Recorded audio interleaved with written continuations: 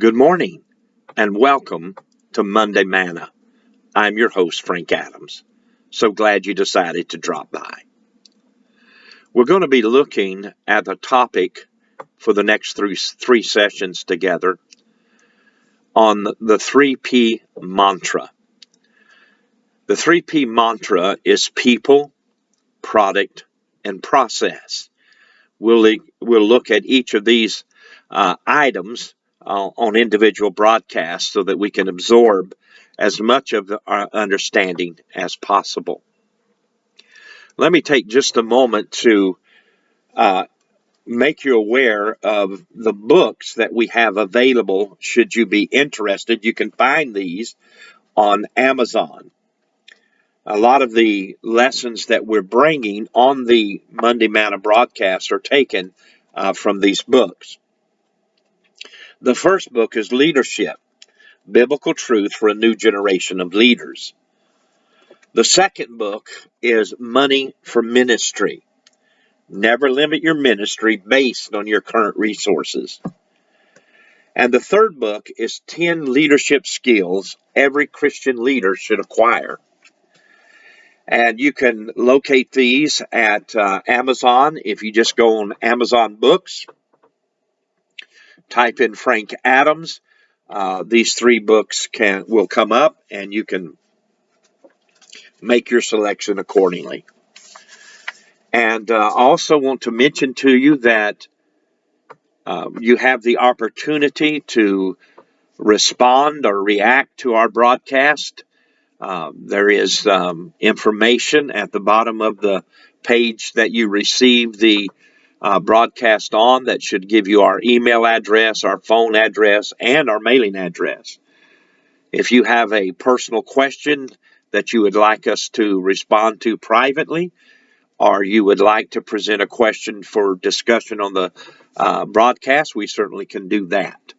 And if you should be interested in inquiring about a speaking engagement at your congregation or a leadership conference or even a church consult, we'll be glad to give you that information. Just contact us and we'll be glad to respond to you.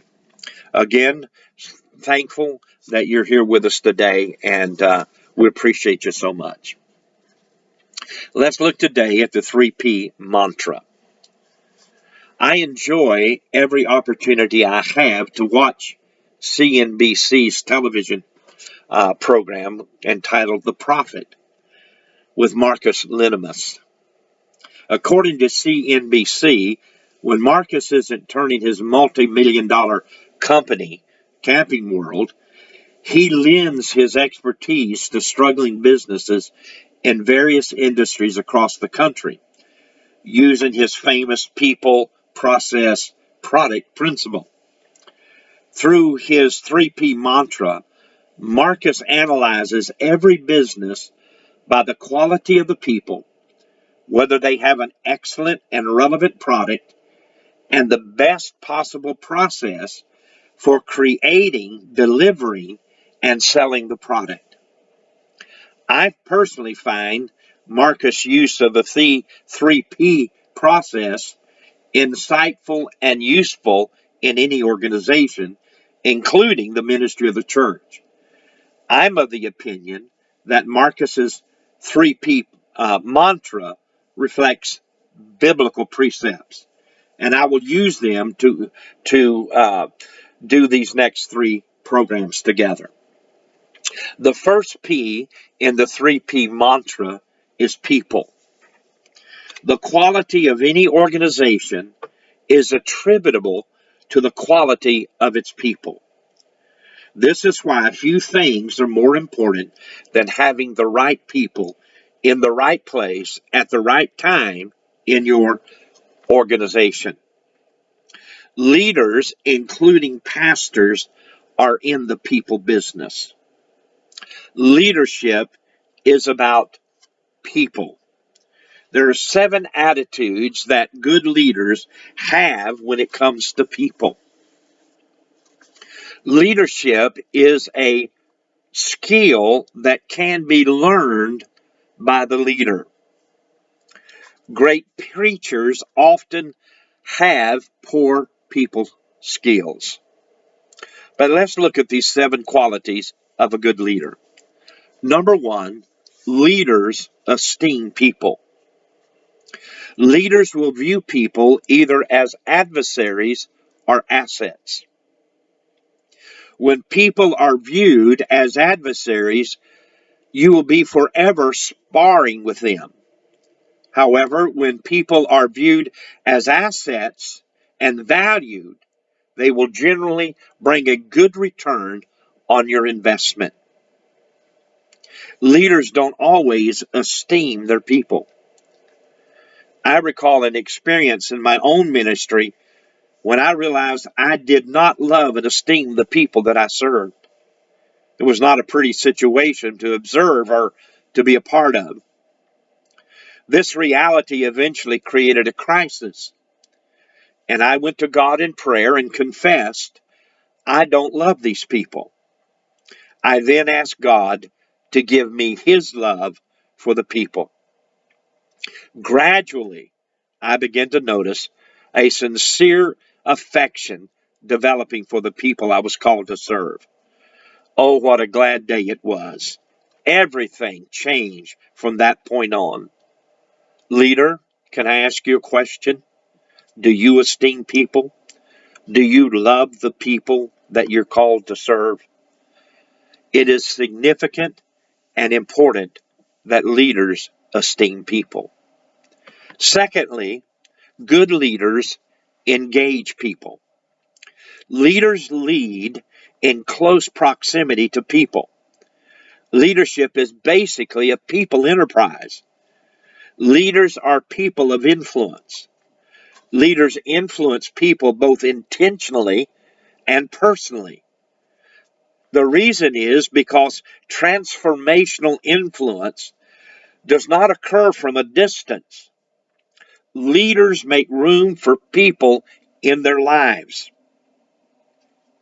Dr. Lynn Anderson, in his book, They Smell Like Sheep, says that a shepherd smells like sheep, and for good reason. For a shepherd is someone who lives with sheep. A shepherd knows each sheep by name. He nurtures the young. He bandages the wounded. Excuse me. He cares for the weak and protects them all. A shepherd smells like sheep because they live in close proximity to their sheep. Thirdly, leaders encourage people. A leader encourages people by giving them hope. A lack of hope dries up the bones. Ezekiel 37:11 through 14. But a good word gives hope and life. Leaders seek to create a climate of hope. Abraham believed in hope when everything looked hopeless. Hope is a positive expectation for the future. You can expect good things from people who feel good about themselves. Leaders create hope by encouraging others to fulfill their desires. Hope deferred makes the heart sick, but a desire fulfilled is a tree of life.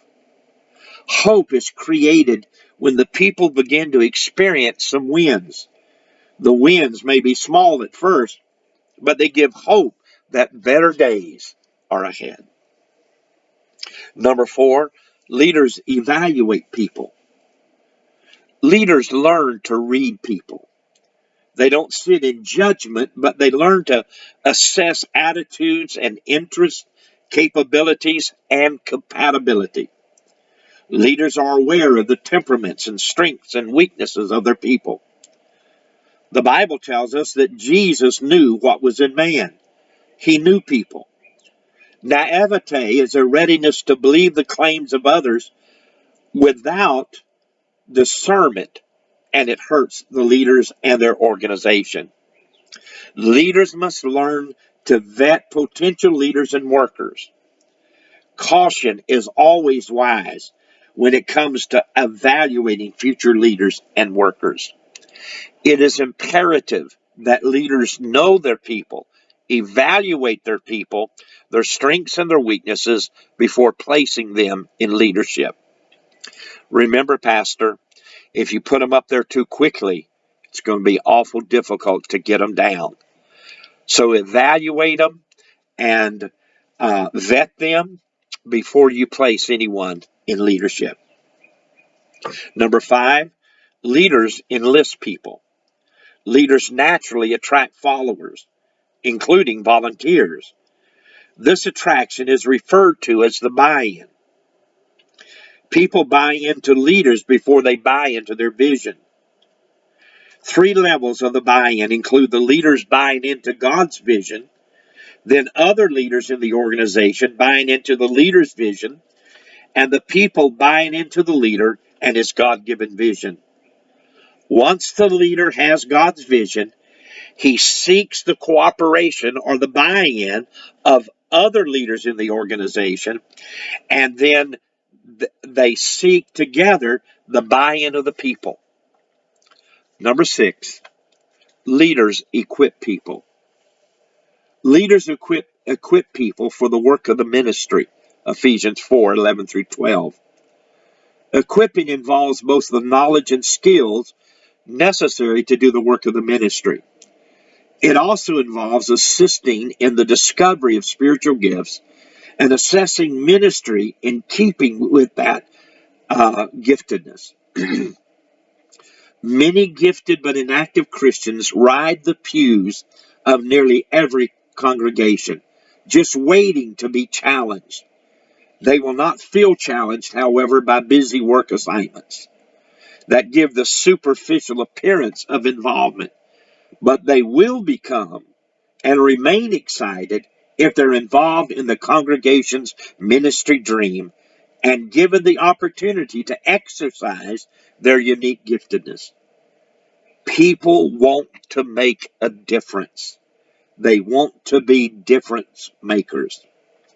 It's only as we develop and equip others that we ourselves will permanently succeed. Number 7, leaders empower people. Leaders empower their people to become everything God has called them to become.